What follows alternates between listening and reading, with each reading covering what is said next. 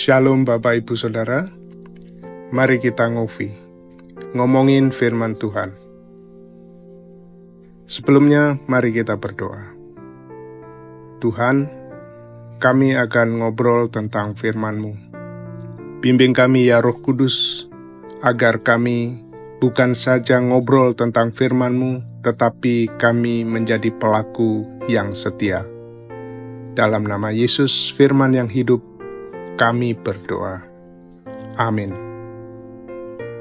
Hari ini kita ngopi dari Roma 15 ayat 5-6. Semoga Allah yang adalah sumber ketekunan dan penghiburan mengaruniakan kerukunan kepada kamu, sesuai dengan kehendak Kristus Yesus, sehingga dengan satu hati dan satu suara, kamu memuliakan Allah dan Bapa Tuhan kita, Yesus Kristus.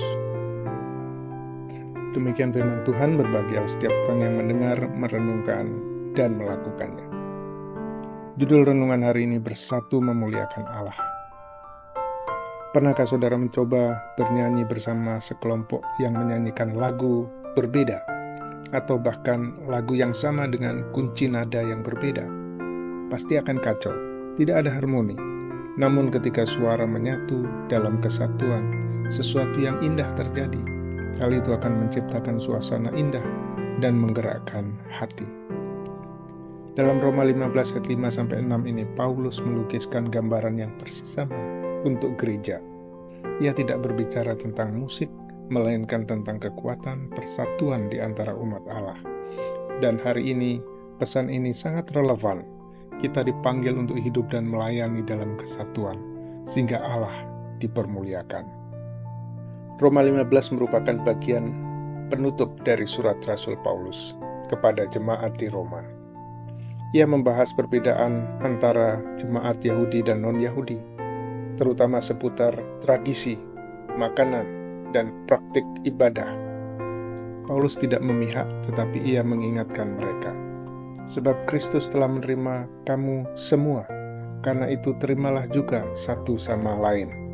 Kemudian di dalam ayat 5 dan 6 dia berdoa, bukan hanya untuk persetujuan, tetapi juga untuk sikap seperti Kristus yang menuntun pada kesatuan di dalam ibadah. Beberapa hal utama yang dapat kita pelajari dari bagian firman Tuhan ini, yang pertama adalah Allah memberikan ketekunan dan penghiburan. Dikatakan semoga Allah yang adalah sumber ketekunan dan penghiburan. Kesatuan tidaklah mudah, dibutuhkan kesabaran, kasih karunia, dan banyak pengorbanan. Namun inilah kabar baiknya, kita tidak membuatnya, tetapi Allah yang memberikannya. Dia memberi kita kekuatan untuk menanggung perbedaan dan dorongan, untuk terus saling mengasihi. Allah tahu bahwa kesatuan itu sulit, tetapi Dia berjanji untuk memperlengkapi kita. Yang kedua, miliki sikap Kristus. Dikatakan memberikan kepada kamu sikap pikiran yang sama terhadap satu dengan yang lain, seperti yang dimiliki oleh Kristus Yesus. Sikap apakah yang dimiliki oleh Yesus Kristus? Kerendahan hati, kasih, hati yang menjadi hamba, hati yang mengampuni. Jika kita memiliki pola pikirnya, kita akan berhenti memperebutkan posisi dan mulai memperjuangkan satu sama lain. Kesatuan tumbuh ketika kita mulai berpikir seperti Yesus.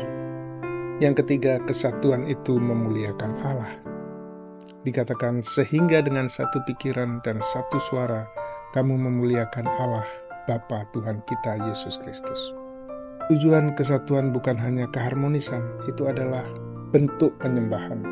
Ketika kita berkumpul bersama, bukan hanya di ruangan yang sama, tetapi dengan hati yang sama, Tuhan dipermuliakan. Kesatuan kita adalah kesaksian kepada dunia bahwa Yesus itu nyata dan layak untuk dipuji. Saudaraku, bayangkan sebuah paduan suara. Setiap penyanyi membawa suara yang berbeda. Ada nada yang tinggi, ada nada yang rendah, ada yang kuat, dan ada yang lembut. Tetapi mereka mengikuti konduktor yang sama. Mereka bernyanyi dari lembaran musik yang sama. Itulah gereja, itulah tim saudara, itulah keluarga saudara. Kita mungkin berbeda dalam gaya, latar belakang, atau pengalaman, tetapi jika kita mengikuti Yesus sebagai pemandu, dan firman-Nya yang memandu kita, maka suara kita akan menjadi satu, suara yang kuat yang memuliakan Tuhan. Mari kita menerapkan apa yang kita pelajari dari bagian firman Tuhan ini. Berdoalah untuk sikap Kristus agar saudara miliki. Mintalah Tuhan untuk membantu saudara melihat rekan satu tim, anggota gereja, anggota keluarga, bahkan orang-orang yang sulit seperti yang Yesus lakukan, yaitu mengasihi mereka. Praktekkan persatuan, bukan hanya kesepakatan. Persatuan tidak berarti kesamaan, itu berarti kasih, rasa hormat, dan tujuan ke arah yang sama. Sering-seringlah beribadah bersama. Ada kekuatan ketika suara dan hati selaras di dalam pujian. Persatuan tidak dimulai dengan strategi, itu dimulai dengan penyerahan diri kepada Tuhan dan kepada satu dengan yang lainnya di dalam kasih. Marilah kita berdoa. Bapa di surga, terima kasih karena Engkau adalah Tuhan yang memberikan ketekunan dan penghiburan. Hari ini kami meminta-Mu untuk memberi kami hati dan pola pikir seperti Kristus. Ajari kami untuk saling mengasihi, melayani satu dengan yang lain, dan berjalan dalam kesatuan. Tolonglah kami untuk memuliakan-Mu, bukan hanya dengan suara kami, tetapi juga dengan hidup kami.